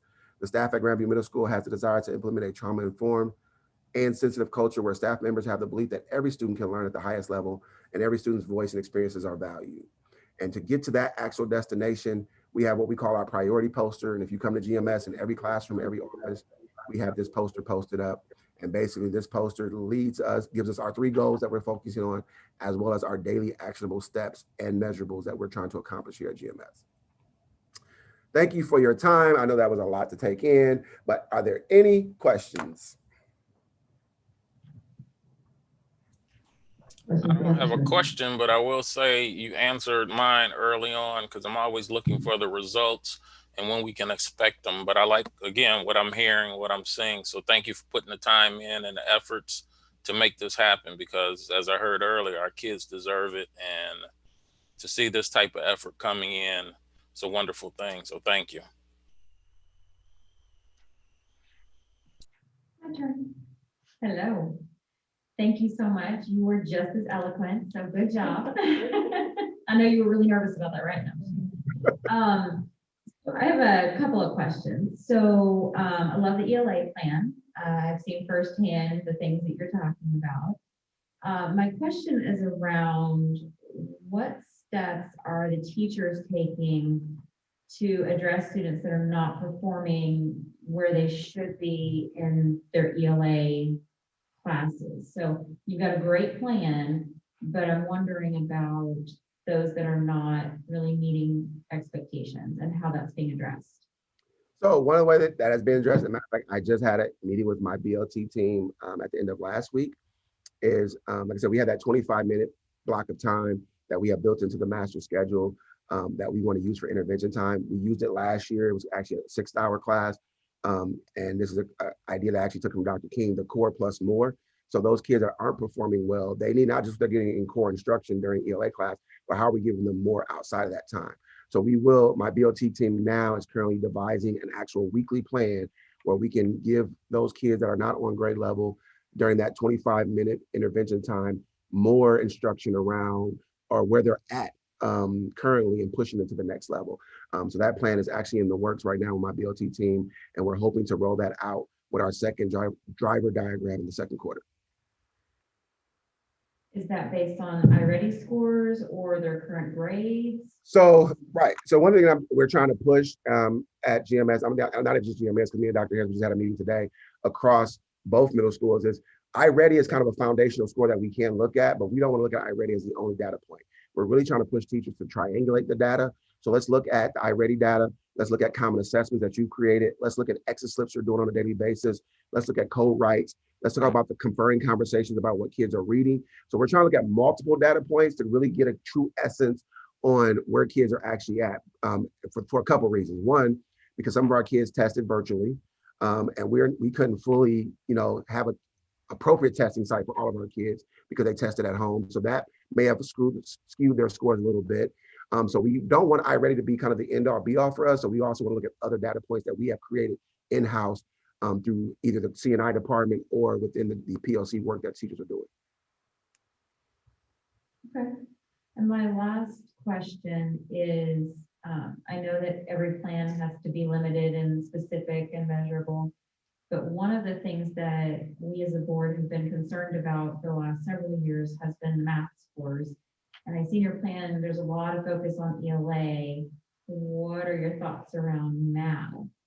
So, and if you look at, and then this is just kind of my presentation, but if you look at the actual CSIP plan, our goal number 2 is our math, and it has, so we wanted to, as we worked with the ELA department over the summer, we knew that we can hit the ground running with the ELA plan. We did want to kind of get a better idea of the iReady scores for math to kind of figure out where kids are at, what the deficits were, so that we can devise a better plan for them there, because we had a kind of some up and down data if you look at trend data for math across the years.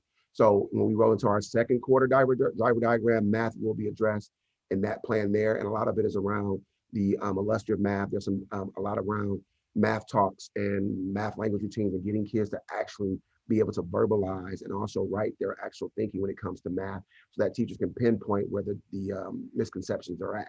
Instead of just saying, oh, you got that question wrong. If you have a kid actually explain their thinking to you or actually write down their thinking, then we can actually pinpoint the misconception. So as we move into our second quarter driver diagram, math will be addressed along with the ELA plan.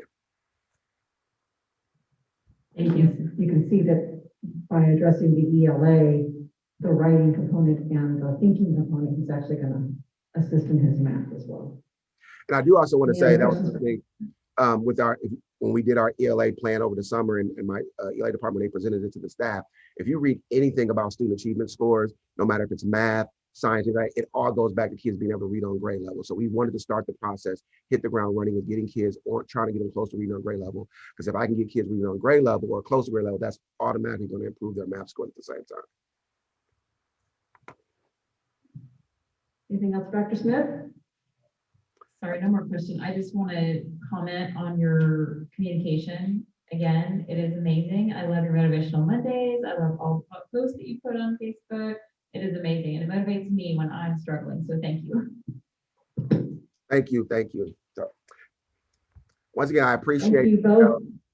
Everyone for allowing me to present.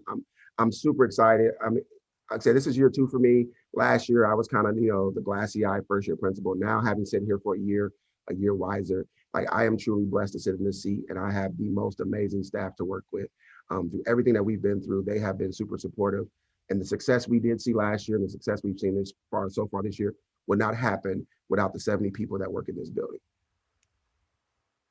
So what I'm super excited about is when I was a building principal, it took me, I'd say 5 years. I hit my stride at 5. So can you imagine what he's going to be in 5? So that's always exciting to think as well. Thank you both, Dr. Harris and Dr. Smith. I guess we don't have any more questions, but you're more than willing to stick around and hear Mr. Shear talk. Ooh, Yeah, Farty. thank you both. Appreciate the leadership. Appreciate what both of you bring to the school district, and certainly I also appreciate the collaboration that you guys have generated and made it a point to ensure that you're both on the same page, but also to push and challenge each other as leaders. So thank you for that and for all you do. I know it's a lot. I know it's a late night for both of you. So thank you so much. We appreciate it. Yes, thank you. And blue Farty.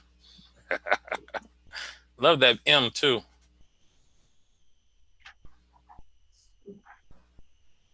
Sir, that's All right. we're gonna move on. Move on to workforce excellence. Thank you all for your presentation. We'll move on to workforce excellence and our professional development plan. Yeah, Dr. King, you want to introduce your team there? Sure thing. So tonight I have Daniel Shearer here. And if you remember, he is our new professional development coordinator for the district. And he is going to walk us through the professional development plan. Mr. Shearer, I'm going to turn it over to you and let you share your screen.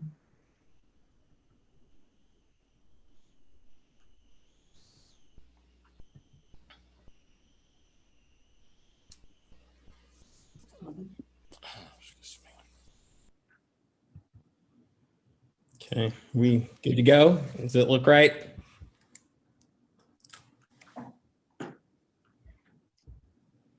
You're good to go. Can you hear me? Yes, sir. We got you. Okay. Thank you. Well, good evening, President Green, members of the board, Dr. Rodriguez and cabinet. Thank you for giving me an opportunity to touch base with you about our professional development plan. This year, kind of the title that we're living in, and I think many can relate to, is adapting and evolving. Professional development, like everything else, is needing to change on the fly. We always look at professional development plans as a living document, but I think more so than ever, it would be true this year. I'm going to give you a couple of slides where I'm going to talk while you can take in the information.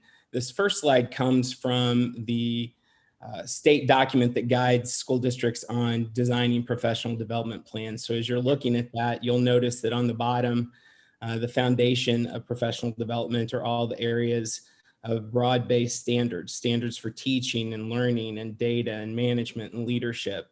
And that really provides the foundation for any professional development plan. Beyond that, you start to look at that laying the foundation for growth opportunities and high quality instruction and accountability within our systems.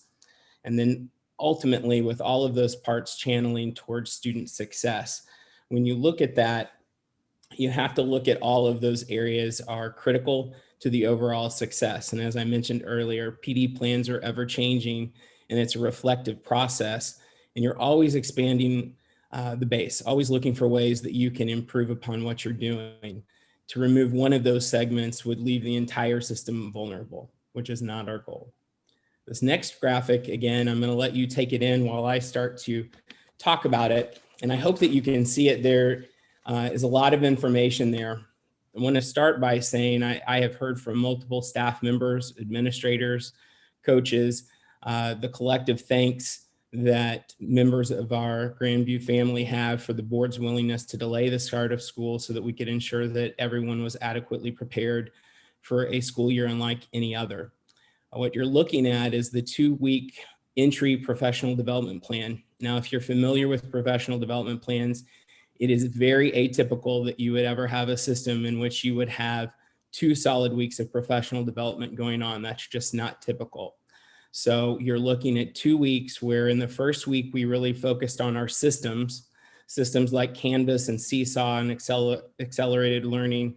And then moving to week 2, where we're focusing more on instructional support, whether it's virtual distance and blended learning, PLCs, looking at iReady data, but a broad section, if you'll notice, building choice. It's critically important that building leaders have that ability, as you heard tonight from Drs. Harris and Smith, that leaders have to have that vision for their building and have the opportunity to cultivate PD that is relevant to their staff and relevant to where they want to go. Beyond that 2-week plan that you're seeing, another thing that we have implemented this year is an ongoing biweekly grade level and department meeting. It embeds professional development and conversations throughout the school year in a way, again, that's unlike any other. Prior to quarterly professional development days, we now have 2 opportunities given every month for those grade levels and departments to come together. Again, that sustained time allows for a myriad of opportunities and ways to reach staff. Another part of any professional development plan is the analysis part. That analysis part comes from the members elected throughout the district, our president, vice president, and secretary, an instructional coach, and myself, take the plan and the indicators that have been outlined. Currently, there are 4 indicators that are used to evaluate the plan. The plan looked at evaluations coming out of the 2019 and 2020 school year. And if you look at it, breaks it down into 4 basic areas: department grade levels, new teacher orientation, first year teacher and mentoring meetings, and second year mentor and teacher meetings. When we look at the results from the data from the previous school year, teachers wanted the opportunity to continue to collaborate across grade levels and department. And again, as we say, because it is a living document, this would be one of the areas that was a glaring concern and has been immediately implemented into the new school year. Another concern was a notated low return rate across all departments and grade levels on survey data. And I'm going to talk a little more about that later in the presentation. Another change for 2021, again, is that biweekly grade level and department meeting opportunity for professional development that I discussed. When you look at the second indicator results from the teacher orientation, there are a couple of things that always can be improved in a new teacher orientation. But one of the big survey results that came out of last year were new teachers felt confused and overwhelmed with benefit overviews, understanding what their options are. And so with this year, we had to look at how we could, again, react to that survey data and implement changes that would fit within guidelines of social distancing and congregation limits. So we offered phone lines that were provided by Blue Cross and Blue Shield, in-person benefit rep who came to NTO, which some of the board members had some involvement with me over the summer working to set up NTO. And as they could attest, we did not bring in multiple speakers. Typically, you would have kind of a benefits fair, if you will, but the one person that we felt was critical based on information that we had received from the previous year was the need for a benefit rep there. So she was on site. And finally, we offered self-paced video modules, PD modules, if you will, that new teachers utilized during the second day of new teacher orientation. The next indicator comes from first-year teacher evaluations. This was a very clear one-note concern. Their concern was classroom management. So again, trying to be reflective and proactive for this school year, we looked at any opportunity we could have to expand and give more opportunities. So one of the things that we work through certification purposes, teachers have to have classroom management plans. That is channeled through our beginning teacher assistance program. That is a state requirement, but this year trying to give them more opportunities to work with both their mentor and their instructional coach so that they're getting multiple layers of advice and feedback in a way to strengthen the plan that they have anticipated when they begin to start the school year. As anyone can tell you, classroom management plans, just like a PD plan, evolve over time, but trying to give teachers that support up front was critically important. Another issue that was specific to this year, and honestly, that went well beyond first-year teachers, was a concern with what does classroom management look like in a virtual setting. One of the conversations that the curriculum and instruction team had was what could we do with that training, because that wasn't just good training for new teachers, that could be good training for all teachers. And again, in the summer, as I began to meet teachers, there was a unified concern with what exactly does this look like? So a great opportunity that we were able to give all teachers within the district and building administrators was access to our BIS presentation, which again is tailor-made for new teachers, but with the virtual focus, it allowed an access point for all teachers and was well received. Many buildings watched it as an entire staff. Teachers had the opportunity to Zoom in for themselves if their buildings weren't participating as a whole group, and have heard great feedback from that. Another change this year, not a huge change, but just an expansion in the BEST workshop series. If you're unfamiliar with that, it is sponsored by the Regional Professional Development Center. They work in tandem with DESE to create professional development that meets the certification requirements that all new teachers have to meet. So there are 4 of those opportunities given throughout the year, and all of our new teachers, they've already been through half of them already with 100% attendance, and we have 2 more to go in February and March. Finally, one of our BTAP meetings, again, BTAP standing for Beginning Teacher Assistants, in October was completely devoted to classroom management. So now that they had had time to create the plan, live the plan, have feedback from the plan, we wanted to cycle back one more time and look at ways to strengthen any gaps that they might have found or advice that they were still seeking. Another note that it is worth mentioning, and again, I'm going to briefly touch on this later, is the appreciation of coaching cycles. And it started a conversation that has continued on about wanting to expand that beyond beginning teachers. And again, I'll talk about that briefly in just a moment. Finally, indicator results from our second year teachers. Again, very satisfied with the Beginning Teacher Assistance program, really had no major issues or concerns, felt supported and appreciated the individualized support. So when we start thinking about overall takeaways, the PDC board felt clearly we had a concern with survey completion rate. Teachers wanted time to master current PD initiatives. Teachers also, at the 2021 PDC meeting, our first one of the year, PDC reps again felt satisfied with what initiatives there were. They weren't looking to make massive changes to the professional development plan for the upcoming year. And then finally, the expanding coaching cycles. And if that is not something that you're familiar with, just briefly, that allows a teacher in the district to request one-on-one support from one of our district coaches. It really is the most personal professional development experience that we can offer any teacher. You know, long gone are the days where we are putting hundreds of people in a room and everyone's hearing the same message. So we've had to reflect and grow and evolve in how we deliver that support. But again, coming back to a coaching cycle really is unlike any other, because it is truly teacher-led, guided with a district coach, and personalized to the need that they're wanting support on. Basically, it is, from my experience in talking with second year teachers, again, one of their major takeaways that they felt like they really did enjoy the specialized, individualized support, which is what all beginning teachers offered through their district coach. It is just on a continual basis that lasts for 2 years. They work on a goal, they master a goal, and then they move on to a new goal.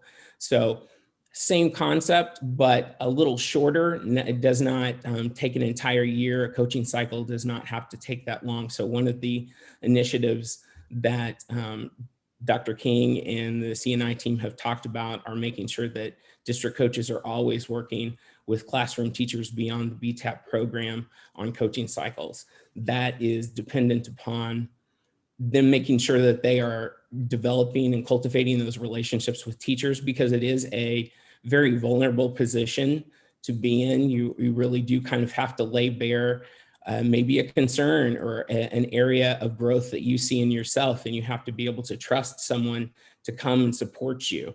And that, again, falls back on the coach to make sure that they have created those inroads so that people feel like it's a safe experience to enjoy. Finally, next steps. When we look at next steps, it really is kind of taking all of the information that we have glean from the previous year as we start to make plans for this year and for the 21-22 school year, there are a couple of takeaways that really related back to the one note that the PDC board had that we want to look at a little more proactively for the following year. And that again goes back to the low survey return rate. Most departments, grade levels, somewhere in the neighborhood of 25% or below, return their surveys. One of the suggestions that I have made that I've always employed in professional development is taking an opportunity with a group, whether it is a building staff, a grade level, a department, depending on how survey data is collected, and allowing that group to kind of take, in essence, a walk throughout the year, beginning from August all the way to May, going back and reflecting on what the professional development that they experienced, and not so much as it just personally, how do you see it, but how do we as a building, how do we as a grade level, as a department view the professional development that we have experienced throughout the year. By doing that, it really does refresh memories. It allows people to remember things that they have experienced that they might have forgotten about. And it allows a constant conversation that keeps everyone focused on what do I contribute to the district? And the way that a teacher contributes the most is by allowing their voice to be heard. So that survey data, sometimes the purpose is not always clear. The importance is not always highlighted. So in an effort to really look at that survey data, the PDC board will come back together in February and March, and using that document that I referred to earlier from the state, look at ways to really dig deep in not only having questions, but having tailored questions that would glean more information from the teachers. And then on top of that, I referenced to you the grade level and department meetings that we have throughout the school year. We're going to take one session around April is kind of what the board had discussed, and take that one meeting, take that year-long walk, refresh their memories, and within that grade level department meeting, allow time for surveys to be completed. Hopefully, when a survey is discussed and people are given time right then to implement that information, it's a little fresher, it's more time sensitive than sending it out virtually in email where, you know, things happen, people get busy, it starts to kind of go lower and lower on the priority list, and then before you know it, it's too late or the year has passed. So we're hoping that by revamping the surveys and highlighting the importance, it'll give us that opportunity to get the information that we're looking for. Again, we are always looking for ways to broaden and deepen our experiences for Grandview C4 teachers, and that is the task that lies ahead. It is not this is not an ending point. It is really just a pausing opportunity to see where we are, see where we've been, and plot out where we'd like to go next. So, and I thank you for your time, and I'm open for any questions that you might have. Before we ask any questions of Daniel, I have to say that he has been a wonderful addition to the CNI team. What I appreciate about him and all of my team members, Ms. McCracken and Mr. Sizemore, is their ability to listen to my visions and my big dreams and be detail oriented enough to be able to put them on and make it happen. So one of the things I said to him was the very beginning was we have to rethink professional development completely, rethink professional development. And he took that task on and ran with it. And so I do appreciate everything that he has done with that and how detailed he is and conscientious to make sure that the teachers are getting what they need. I truly appreciate that about him. Any questions for Mr. Scheer? Well, Dr. Rodriguez figures out what's going on. It's his screen, it's not mine. Dan, you want to stop sharing there? I've tried it and it said that I cannot do that while another person is presenting. And I'm not sure if I'm afraid if I hit the leave button.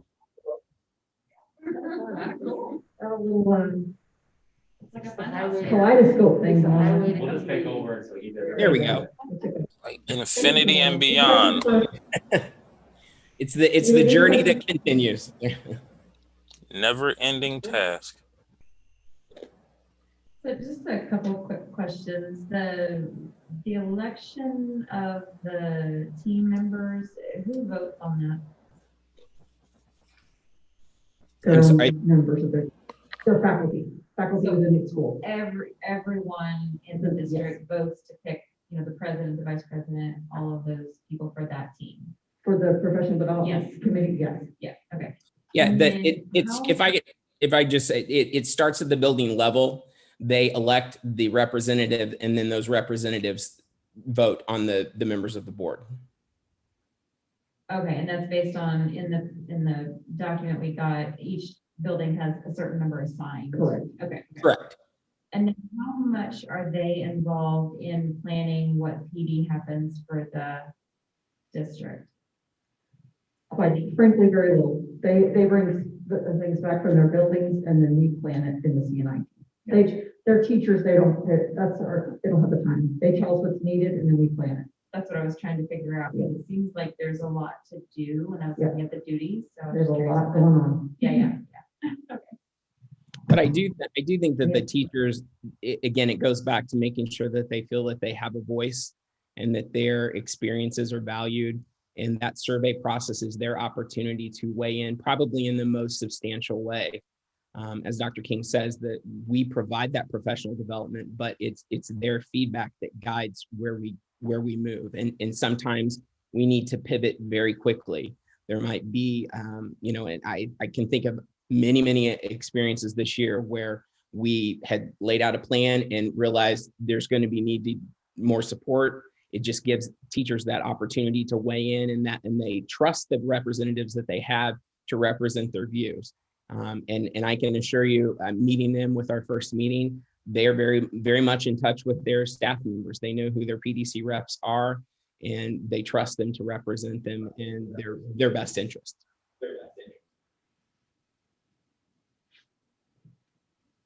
Okay, we'll turn it back over to you, Dr. Rodriguez. Thank you. Thank you. Thank you, Daniel, very much. Appreciate the efforts of the team. There's a lot going on, especially in professional development with everything that we've done and the things that we've changed. And we go back to March and everything through to now. The world looks very different. So thank you so much for your efforts and the things that you guys are doing. Thank you. Thank you. We're ready to move on, sir, if you're okay. All right, we'll move on to our resource stewardship and organizational efficiency focus area. Summer bond project update. Yeah, we've got a presentation, 3 presentations to make sure that we try to do this every single year and give you guys updates on things that we've done throughout the year. So let's go. Yes, Dr. Rodriguez is putting up a PowerPoint presentation. It's kind of a pictorial journey of our summer and the projects that we completed. And so, Let's try. eventually, it was a different year. Obviously, we didn't have as many projects that were A little louder. as many projects that were as visible perhaps as some of the ones in the past years. So at first, when we were discussing having a presentation, it was, well, gosh, we really didn't have that many projects this summer. And then as I put it together, it was like, oh, golly, we actually did do quite a few things. So really pleased with the things that we got done. And so we're going to take a look and see what we did around the district. So the first one we'll share is at the Grandview High School, we did do the chairlifts. We have a chairlift over by the library that goes from the library up to that walkway to the cafeteria. And then there was a chairlifts going from the one you see there by the auditorium up to the 300 level, and then another one from the 200 breezeway to the 400 level. They were old, they were in disrepair, they were so old that finding parts for them was a challenge. And they also, the one over by the auditorium was down on those bottom steps, which really kind of clogged up that walkway a little bit, and that's a really heavily trafficked area. And so we ended up putting in a pit and put in a lift similar to what we have over in our boardroom. So people will go up that little lift, go over to the side, and they will actually, now there is a lift that goes all the way, has a stop on that second floor, and then takes you up to the 400 hallway and kind of gets out of the way. So for the first time in probably a little while, we really do have better, the accessibility around our building is so much better for any students that may have some mobility challenges or staff members, whether that's, a permanent disability or even, some of those of us that tend to be unscootable sometimes. So really pleased about that one. The next one we want to show you is at our transportation center. We did some security upgrades. The fence was kind of old and dilapidated. The electrical panels along the fence were not in great shape. So we took that all down and put in some beautiful new fencing, a new gate. Right now it has, it's operated with what you would more typically see with like garage door openers, but it's all wired and ready to go for the day when we hope and anticipate that we'll have card reader systems in the district. So we put all the infrastructure in place for that when it comes along. So extremely pleased with that. We then added the A-phone system to the door. So this the transportation facility is as secure as the rest of our facilities in the district. Meadowmere, we did do the secure entry. This looks gorgeous. And what I really love about this, similar to the high school and the middle school, it almost looks like it was always there. We did the doors obviously going into the rest of the school, but then we opened up that area, opened up the glass area and put a door. So when someone enters in, they have to go into the office and then they will go from the office into the school building. So at this point, all of the schools except Martin City have been completed. And as we shared with you, those preliminary plans have been approved. The architect is working on those and we'll be bringing those to you soon. At the middle school and in the gym and the 700 pod, we did some work on the doors and the locks. In the 700 pod, our teachers were not able to lock the door from the inside in an emergency. They had to go out into the hall room with their keys. So this is something that we knew was a challenge. It has showed up on some safety surveys, so we definitely wanted to get that taken care of. Likewise, the gymnasium doors that were on there were not lockable from the inside. So certainly a much needed safety upgrade for that facility. At the high school, we did some work in the auditorium and in the projection booth. That metal on the side, it looks a little strange, but it fit better that way. That was the walkway walking over to the projection booth, which if you've ever been up there, you would know that needed to be addressed. The middle picture is from the projection booth, there's an exit going down. That ladder used to be short and it didn't reach all the way to the ground. And so there was some danger with that. And I really love the one over on the far right, which now that is a caged ladder up to a platform leading into that little cubby hole that you'll see. Previously, you came out of that and hopefully stepped on a ladder and worked your way down. So again, a much needed security improvement, safety and security improvement at our high school. At Belvedere in the back, that curtain wall needed to be replaced. That picture doesn't show it so well, I apologize, but down at the bottom around the doors, it was pretty rusted out and not in good shape. Got some pictures of it then kind of during the construction. And as you see, the final project, and it looks beautiful. Similarly, we had a same situation at CARE over here on the north end. You will see that the doors were old and some rust and just some problem areas.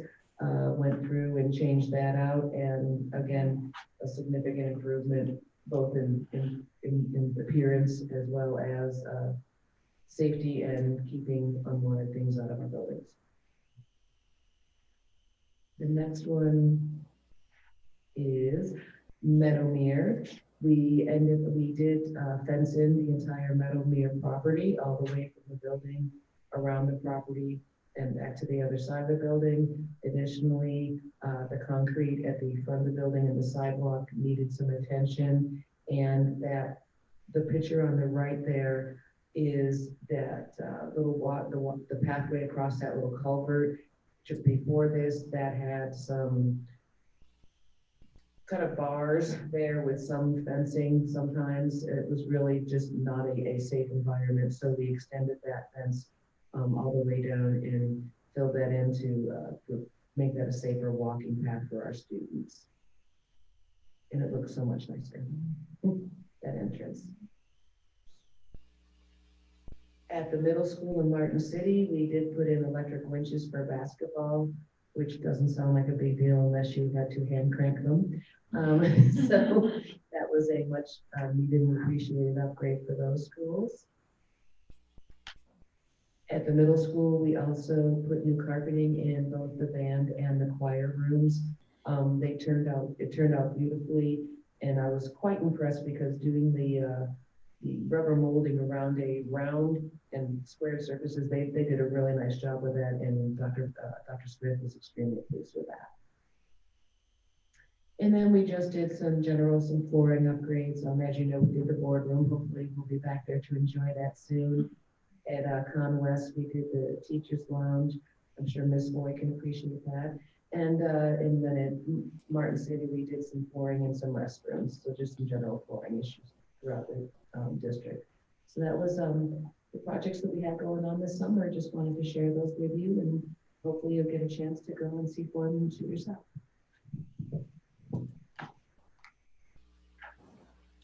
All right. Have to answer any questions? Wait, there's a lot of projects. What I think Andy said, when you put them all together, you realize, wow, we actually did a whole lot of stuff in that amount of time. You just don't always think about that until you do something like this. I want to make sure that you can see it. That once you realize what was done over here at CARE in that entrance, you'll always see it now, because that was a real eyesore in that regard, besides the fact that it wasn't safe either, but it just really was an eyesore, and you see that, and it just looks gorgeous from the outside, and that definitely is obviously Main Street. So, but any number of different things that came out of safety surveys and things like that, I think is fantastic, and we're progressing through. So, happy to report. Thank you for the updates and the information. It's good to see the district, like I say, moving forward, seeing, being here 20 plus years and seeing some of the changes. It's nice to see things happening. So thank you. All right, if there are no questions or other comments, we'll move on. Family and community involvement, focus area, social emotional program update. We're very excited. We obviously, rightfully so, talk about this a lot and this topic. And the work that we've done in the district over the course of the last 4 years, in my opinion, is very impressive. But we are not even close to where we want to be. But we always want to bring this back and give you different updates. So I think Ms. Leanda is going to start us off and introduce, and then we'll move forward. We're going to introduce Carla Harris tonight. She and Cheryl Malloy lead on this work in the district in tandem with Dr. Rodriguez. And Cheryl couldn't be with us tonight, but we have Carla that will give you an update. Okay. Hi, everyone. I'm Carla Harris, and for those of you who don't know me, I am the social worker for the district. And tonight I'm going to be providing you with a short update on our social emotional programming. I'm super excited to report that our partnership with Cornerstones of Care has expanded, allowing us to ensure that all students, PK through 12, have social emotional supports available to them. Tonight, I'd like to highlight a few supports and services that are new, as well as our existing supports. Cornerstones of Care is now providing services to our pre-K students, families, and staff to ensure that students are ready for kindergarten. The Cornerstones of Care school-based therapist can follow the student through November of their kindergarten year. And another service that is available to our students and families through Cornerstones of Care is the Family and Resiliency Initiative.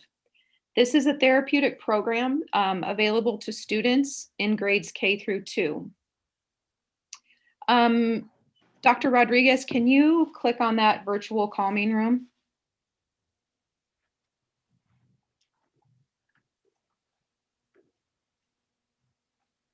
Perfect. Thank you so much. So this is the homepage to a virtual calm down room created by Cornerstones of Care, school-based therapist Melanie. It is available to all of our staff, students, and families across the entire district. It's pretty cool, and I hope that each of you take the time to check it out. Melanie put an incredible amount of work into this, and it really shows. So Cornerstones of Care continues to offer services at the elementary and middle school levels, and Rediscover Mental Health continues to offer services at the high school level. In addition, we continue to offer the Student Assistance Program to each student in our district. Another new partnership that we are really excited about is with the GAP. It's an existing partnership, but a new partnership as well.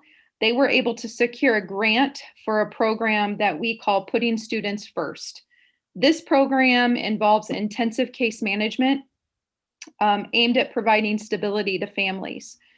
And as we know, lack of stability can greatly impact a student's social and emotional health. So in closing, the thing that I really love about the partnerships that we have created is that we are truly an interagency partnership. All of us work together to find the best suited supports and services for each student and family that we work with. So I think we're super fortunate to be able to have the partnerships that we have. Does anybody have any questions or comments? I'm just gonna, we've talked about this subject a lot, and as I said when we started, these are things that are ongoing, and we're not even close to being where we want to be. We keep talking with all of our partners about expansion. What else can we do? Cornerstones, obviously made a lot of adaptations, knowing that they had to go virtual, and so what can they do differently? But as we've added Rediscover and other partners, we're still looking for additional partnerships. I've been contacted by one or two other agencies that are having initial discussions about other services that can be provided. So we're still looking at expanding what we're able to offer our students and making sure that we can still do this in a virtual environment. But you saw some things even in some of the school improvement plans, like Dr. Smith's, when they're and Dr. Harris's, we're talking about being on Zooms with kids and how do we still gauge social emotional with some of our students while we're on Zooms, and how do we get that information when we see, oh my gosh, I think this student might be, and so I'm going to reach out, and then that information gets sent to many times to the counselors, gets sent to Carla and our teams. And so they're still very, very active right now, even though our kids are just now starting to come back to us. They're still reaching out. They're going into homes. You heard that during the improvement plans.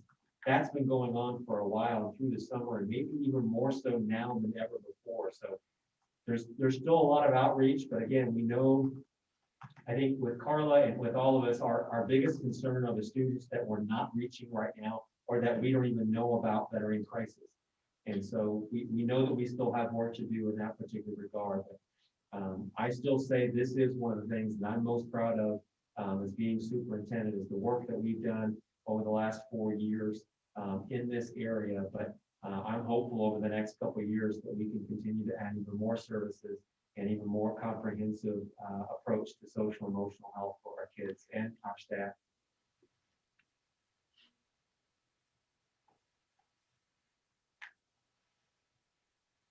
Happy to answer any questions, and then we'll let Carla take the lead on anything that we need.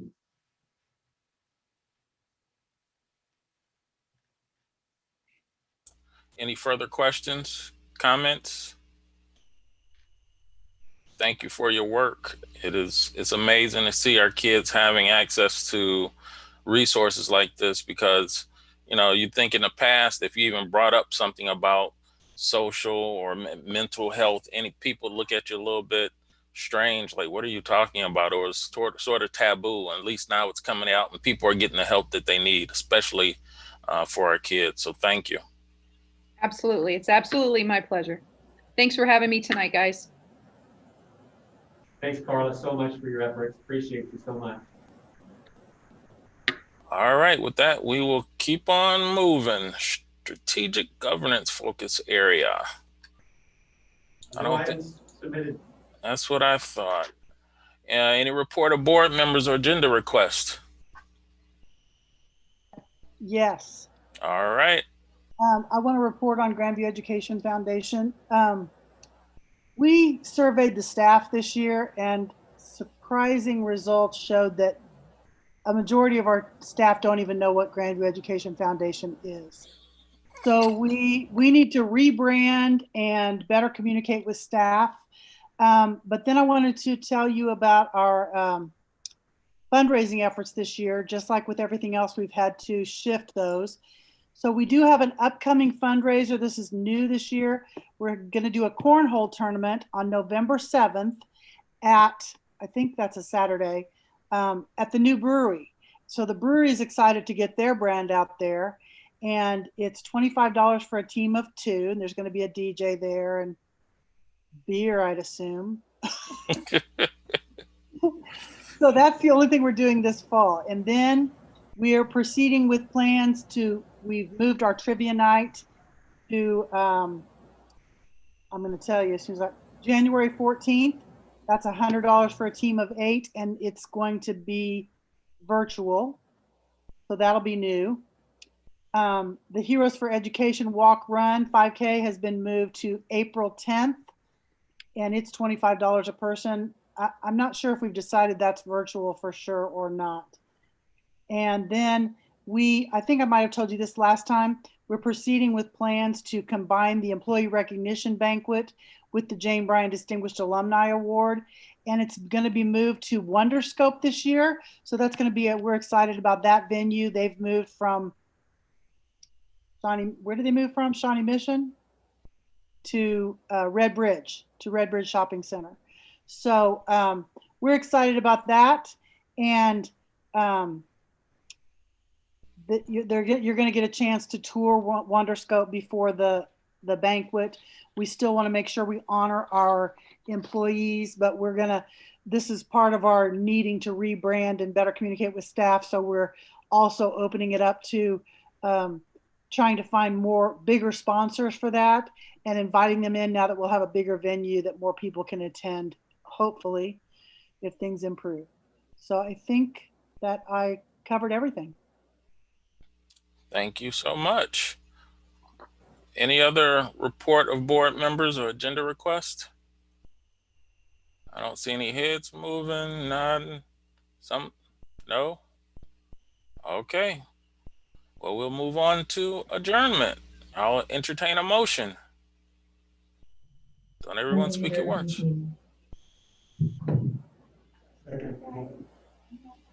I believe I heard of motion to adjourn and a proper second. All right. Can we get a roll call vote, please? Amy Blankenship. Aye. Chuck Hornsworth. Aye. Don Ford. Aye. Damon Green. Aye. Don Kessinger. Aye. Monica Terry. Aye. Leonard Green. Aye, motion carries. We're adjourned. Thank you very much, all. Have a wonderful rest of your evening. You as well. Thank you so much.